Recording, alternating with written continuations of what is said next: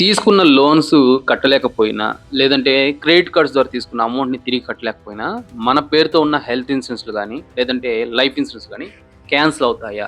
Cancel అయ్యే అవకాశాలున్నాయా? అనేసి చాలామంది అడుగుతున్నారు. సో, దీనికి దానికి ఎటువంటి సంబంధం లేదండి. ఒకే పాయింట్‌లో చెప్పేస్తున్నాను. ఇక్కడి దాకా చూసుకుంటే మీరు వెళ్ళిపోవచ్చు. సో, వివరాలైతే ఎక్స్‌ప్లెయిన్ చేస్తా. మనము ఎగ్జాంపుల్ చెప్తున్నాను. ఇప్పుడు టాటా క్యాపిటల్ ఉంది కదా! సో, దాంట్లో పర్సనల్ లోన్స్ తీసుకొని, లేదంటే ఒక క్రెడిట్ కార్డ్ ఎస్‌బీలో గాని, ఒక క్రెడిట్ కార్డ్ తీసుకొని, ఏదో ఒక బ్యాంక్‌లో అనుకోండి. ఎగ్జాంపుల్ చెప్తున్నా. తీసుకొని మీరు లోన్స్ మీ సిట్యుయేషన్ బాలేక కట్టలేకపోతే, అదే బ్యాంక్‌లోనే హెల్త్ ఇన్స్యూరెన్స్ ఉండిందనుకోండి. సో, దీన్ని ఆపుతారంటే దీనికి దానికి ఎటువంటి సంబంధం లేదు. ఓకేనా? సో, మీరు కావాలంటే నేను దీనికి సంబంధించిన పీడీఎఫ్ మన ఛానల్ వాట్సాప్ ఛానల్‌లో కూడా పోస్ట్ చేస్తాను.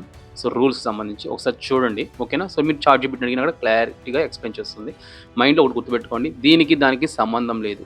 సో, మీ పర్సనల్ లోన్స్ అది పర్సనల్ లోన్స్ గానీ, మీరు హౌసింగ్ లోన్స్ గానీ, అంటే సెక్యూరా, నాన్ సెక్యూరా దీనికి సంబంధం అయితే లేదనమాట. కంపల్సరీ మీరు హెల్త్ ఇన్సూరెన్స్ కట్టుకుంటూ ఉంటే అది రన్నింగ్‌లోనే ఉంటుంది. మీరు లోన్స్ అనేది కట్టలేని సిట్యుయేషన్‌లో సో, దాన్ని మీరు బ్యాంక్‌తో మాట్లాడుకొని టైమ్ ఎక్స్టెండ్ చేసుకుంటారా? లేదంటే లోన్ సెటిల్‌మెంట్ చేసుకుంటారా? లేదంటే టోటల్ ఔట్‌స్టాండింగ్ క్లియర్ చేసుకొని, ఆ లోన్‌నే క్లోజ్ చేసుకుంటారా? అనేది అది మీ పర్సనల్ అనమాట. ఓకేనా? దీనికి హెల్త్ ఇన్సూరెన్స్ గానీ, లైఫ్ ఇన్సూరెన్స్ గానీ ఎటువంటి సంబంధం లేదు. ఓకేనా? సో, దానికి ఒకే కంపెనీలో ఉన్నా వాళ్ళు దాన్ని క్యాన్సెల్ చేసేదానికి లేదు. ఓకేనా? ఇది ఒకటి గుర్తుపెట్టుకోండి సరిపోతుంది.